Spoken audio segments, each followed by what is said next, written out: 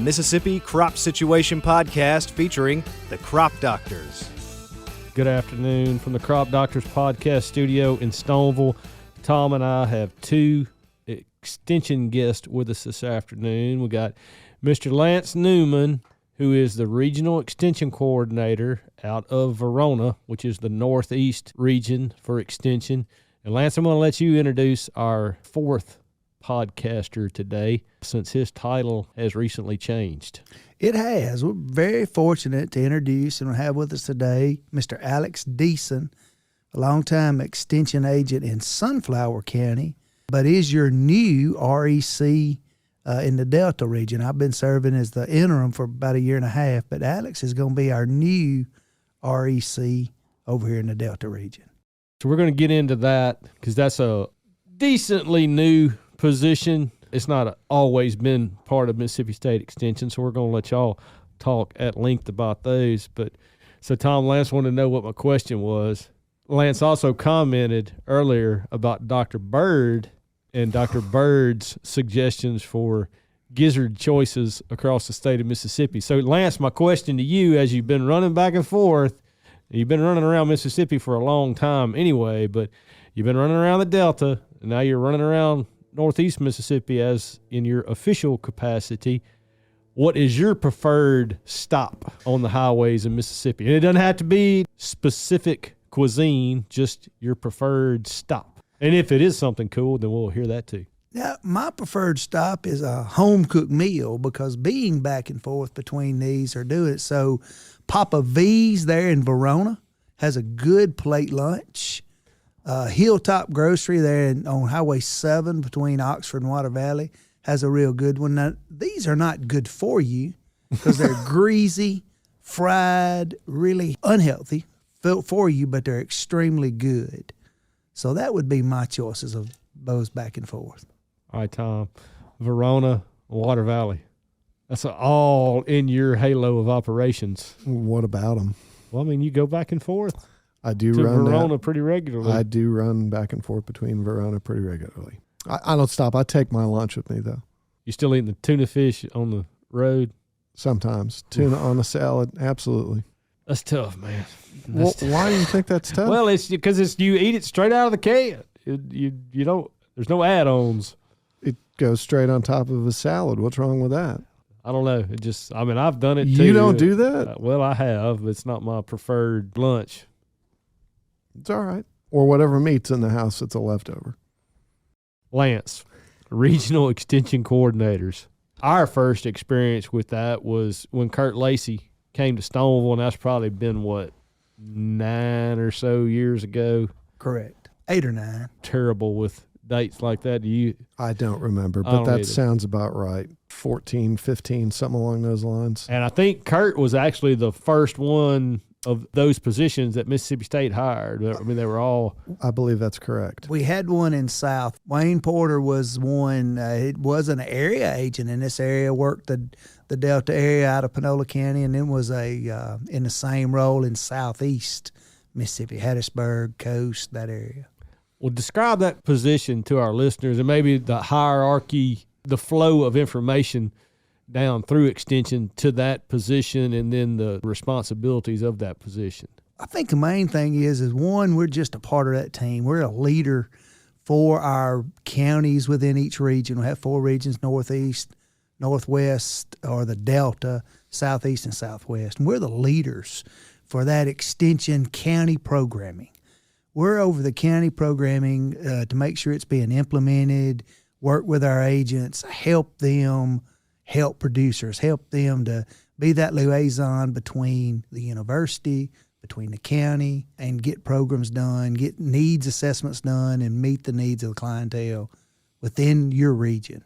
Alex, given that your role has been predominantly at the county level, why don't you talk to us about what's offered from the county office? Because I think we don't talk enough about it from the extension standpoint, that it is essentially an all-encompassing one-stop shop when it comes to information.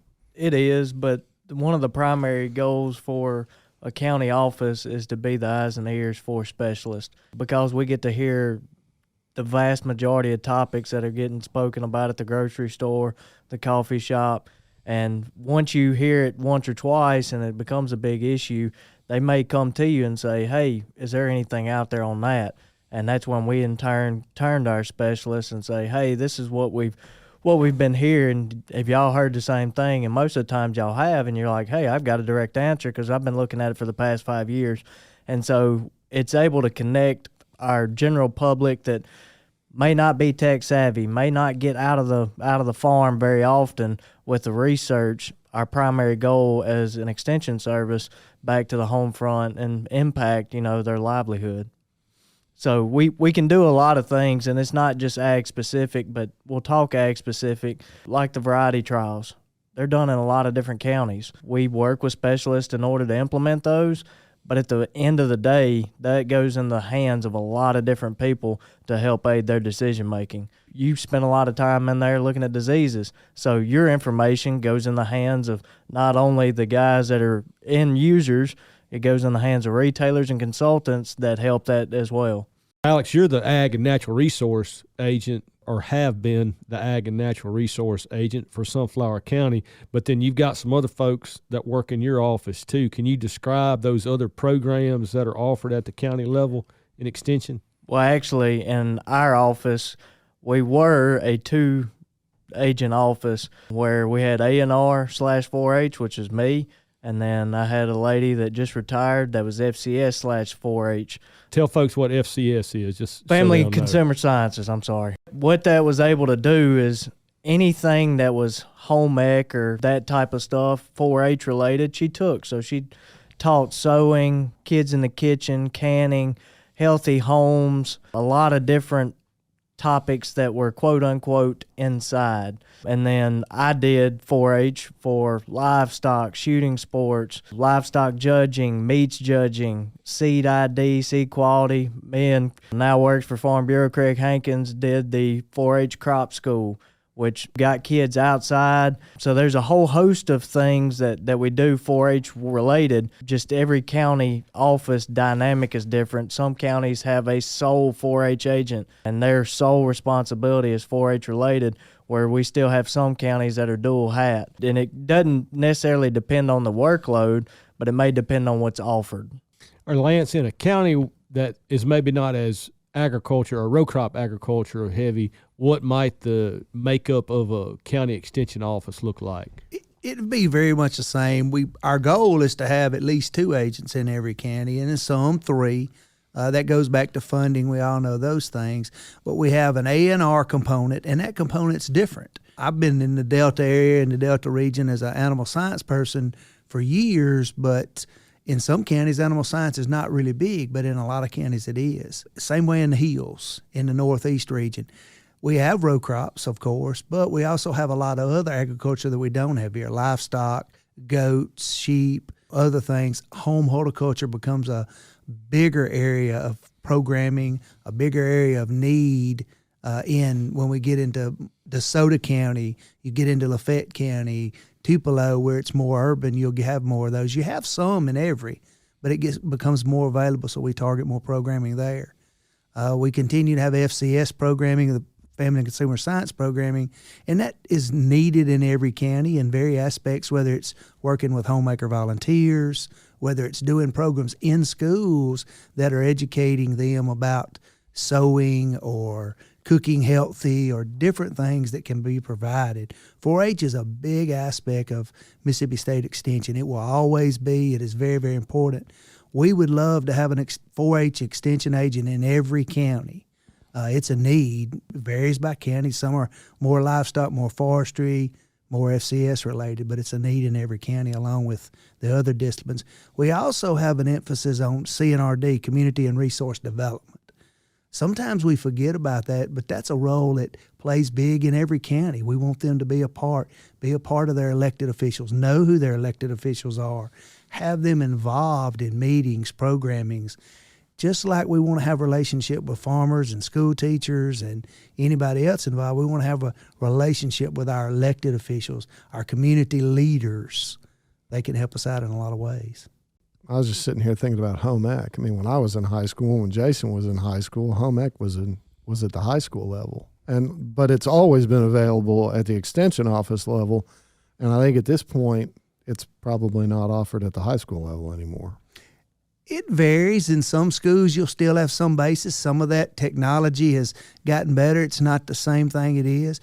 We're doing a canning workshop for our extension agents here coming up in a couple of weeks to teach them how to properly can, because since 2020, people are looking at other options. They're looking at different ways to raise food, but also then how do I store it? Canning is an option on a lot of things. So we're doing some training and teaching our extension agents on how to can. You know, I had a lot of agents ask me, said, I need to learn how to can. I didn't know how to can, but I reached out to our specialists, people we have that can do that, and we can provide the training for our agents, and then they can go teach it in their counties that help their local clientele. The 4-H aspect of it, Alex, how much in your role in Sunflower County, and again, the counties are different, but how much of your time was devoted to 4-H? Trick question. Absolutely. So, and the reason I ask, because you listed off a number of different 4-H programs or 4-H activities that you were involved in. I just suspected that it was going to be a pretty high number. The black and white on paper is supposed to be 60-40 ag, well, actually 60-30-10 with CRD in there. But to be honest, it comes in waves depending on calendar. Starting in March, I'm a lot better off with my adult clientele on the farming aspect. And then midsummer, irrigation kind of kicks in. You know, I'm still a big proponent in irrigation, running with some of Drew Golson's programs. But my youth picks up because we have summertime projects. You know, we got Club Congress, all the summertime 4-H activities, horse show, that type of stuff. And then the fall, obviously, is harvest. My youth aspect kind of goes down, my adult goes up, and then immediately following harvest, we have two things. We have our evaluation of what we did, you know, research-wise, plot-wise, irrigation-wise, some meetings, but then we have 4-H responsibilities like livestock shows that go up. So at times, it's 100% 4-H, 0% adult, and then in 3 days, it may be 100% adult and 0 4-H. And you just kind of balance it out as to where the calendar is and what we're doing inside the county. My biggest goal is to make sure that my county's needs are met, and we're pretty self-sufficient, and my guys that are part of the farming community are also, their kids are part of 4-H. So they understand the time gaps, and they understand the willingness to help out, you know, where things may go lacking. Alex, moving into your new position as the Regional Extension Coordinator, what do you want folks to know about the Delta region with Mississippi State Extension? And Lance, feel free to chime in too, because, I mean, you've been in that role for a number of months now. The biggest thing, and one of the primary reasons that I wanted this position or was willing to take this position is we have an excellent team. We have a great group of agents that are willing to help. We have a great county base. We have a rich history, not taking anything away from the rest of the state, but you throw Delta in a conversation, there's a lot of conversation that can be had. And we have some issues that we can resolve, and Extension's well on its way to helping the clients of the Mississippi Delta and the rest of the Northwest region. So being able to link those together, just like being able to link the county office with specialists to help producers, that's one of the biggest things that I want to take pride in is we're here. We're not going away. We're there to help. And no matter what question you ask, we want to be able to answer it at the end of the day. I'll add that I think teamwork is the key. We all know that within our careers. We have to rely on other people. We have a great team in the Delta. We have a great team all throughout Mississippi with the Extension Service. We all work together, and that's what it's all about, because what we want to do is help the clientele in each county and each region to meet their needs, to educate them, to provide opportunities for their kids. That's where 4-H does, because there's so many opportunities out there. We want to be part of that. We want to build relationships. I tell new agents that start out, younger agents, just meet your people. Have a relationship with your specialists, your producers, your school teachers, whoever's in your community. Get to know them. Get to know people involved and have a relationship about it, because that's what Extension's about.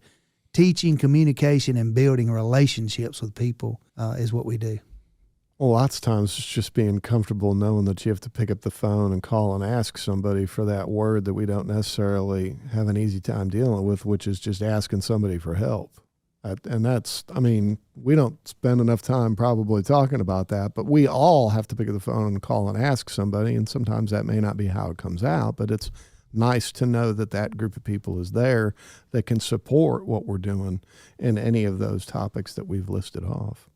I feel like among that group of A&R agents, the agriculture agents in the Delta region, there's a lot of new faces. How many agents do we have in this region? I don't want to take anything away from the other regions, but this is where Tom and I are. But how many do we have that have been here like maybe less than 3 years? Because I feel like it's a number of them. There's 5 new agents that we have that we've hired. In this role, since I've been in this position, I've hired 7. That's in one in the other region too, but we have a lot of new agents within the Extension Service. We have 5 here that are within the Delta region. Some of them have a background in row crop agriculture, the biggest thing in the Delta. Some don't, but they can still be good communicators, know who their farmers are, producers, and things like that. And that's 5 out of, is there 19 counties in this region? I mean, that's a pretty good percentage of them that are relatively new or really new. I mean, well, some of those some of those positions had been vacant for a significant number of years. It takes a while to find the right person. I get that. And in some cases, I think COVID kind of threw a wrench in some of those things. No doubt. I won't necessarily direct this question at either of you specifically, so chime in if you want, but what's the future of Extension look like? And that's, I won't expect an answer just right yet, but I think we really should preface that with we all talk, and I mean, definitely at Jason and I's level, about the fact that Extension is still alive and very vibrant in this state. We feel pretty strongly about Extension here, and we still put a lot into Extension at every level, but what's the general direction moving forward for the Extension Service? So I'll throw out this. Humans are social beings. COVID taught us that. You can only spend so long in incubation period before you've got to talk to somebody else. Generally speaking, and I guess for the goodness of what we do, is the farming community so tight-knit that they're going to talk regardless. Now, as far as where is Extension most prone, yes, we do have a lot of power at our fingertips. Where Extension is going to gain its traction is, can we get our name on that power? Can we make sure that when they look it up, they're not looking at a source that's not credited? Can they look up something that came from Mississippi State University? Can it have our name to it? That shows them that we've done the research behind it. As far as the county level, it's going to stay vibrant because of relationships that are built. We're social creatures. We're going to be the ones that are still going to church with everybody in our community, going to be seeing each other at the gas station, the grocery store. I talk about it as generational tiers. My grandfather's generation, he's going to call you, and he's going to expect a visit, and he wants something hard copy. And now it may ride on his dash for the next 6 months before he ever looks at it, but he wants something to refer back to. My dad's generation, you give him a phone call, give him an answer, he's going to say, okay. He may forget it in 15 minutes, but he got his question answered. My generation, is there a YouTube video, Instagram reel? Can I watch it? But that's where we got to pick up that accreditation. We got to make sure that we're getting our name out there so when they look, is that coming from somebody that's trustworthy? Do they have the research behind it? And we're always going to be in the communities. We're always going to be able to provide the information thanks to specialists that has the accredited version of the science-backed information. Can we continue to change how maybe we put that information out there? Not everything needs to be on black and white paper, hence the podcast.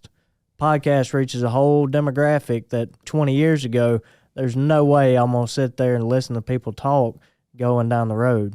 Now people are like, this makes a lot of sense. So y'all are the forefront of this. Congratulations.